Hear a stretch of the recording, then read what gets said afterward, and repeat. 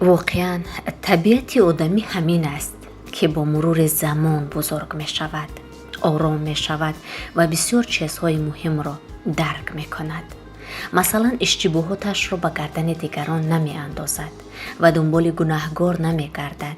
گذشته‌اش را آرامانه و با تبسم قبول می کند و از یک جای در یک وقت معین بعدها می فهمد که زندگی را باید دیگر کرد.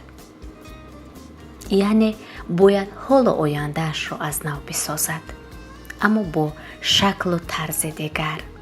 زندگی یک محبت است، یک غنیمت است، یک نعمت است و نباید آن را فدای آدم‌های که قدر ما را نمی‌دانند یعنی بی ارزش کنیم. زندگی را دوست باید داشت و راهش را حتما باید یافت.